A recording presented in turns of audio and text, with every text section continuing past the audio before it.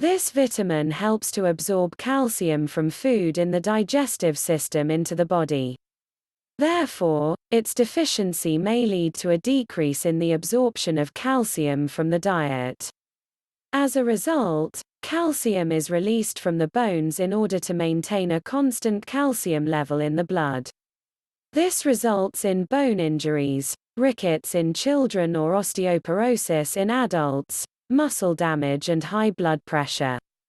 There is also research confirming a relationship between low levels of vitamin D and diabetes, autoimmune diseases, in which the immune system attacks the body, such as lupus, SLE, and certain types of cancerous tumors.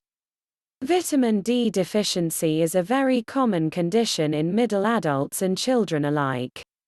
The issue apparently stems from the lack of exposure to the sun and the heavy use of sunscreens in recent years, following an increase in awareness of the health risks associated with increased exposure to the sun, such as the increased risk of skin cancer.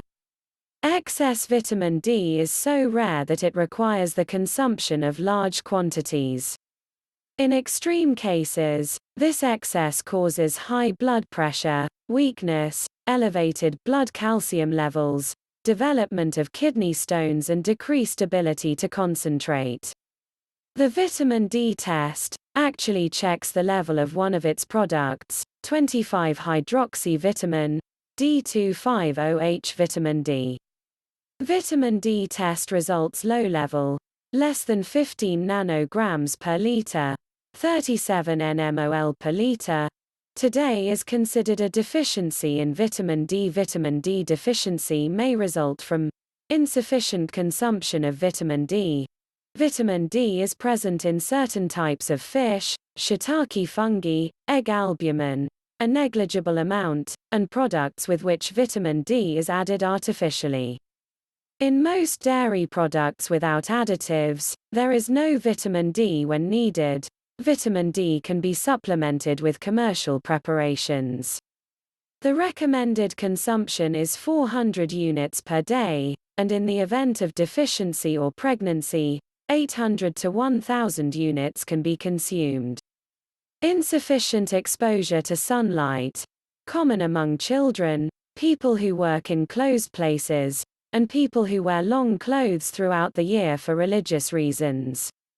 In addition, people with darker skin who use a sunscreen may also be at risk of not absorbing enough sunlight to produce vitamin D. There is no medical recommendation for exposure to the sun more than necessary or not to use sunscreen, for fear of skin cancer.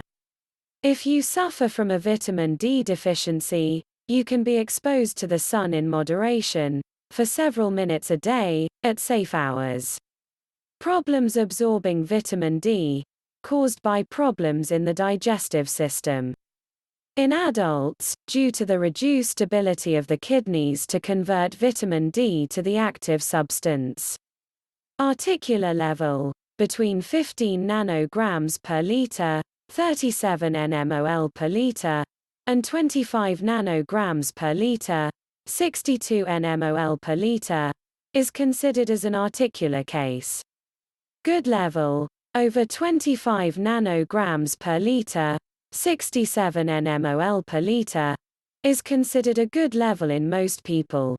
But there is a prevailing opinion that people in certain risk groups such as pregnant women, the elderly, people with kidney problems and children who have a family history of Crohn's disease, diabetes or rheumatoid disease, it is preferable to keep a score above 30-50 nanograms per liter, 74,123 nmol per liter. Excess level, above 150 nanograms per liter, 370 nmol per liter, excess vitamin D is considered, but this limit is different, and there are those who believe that the value should be greater.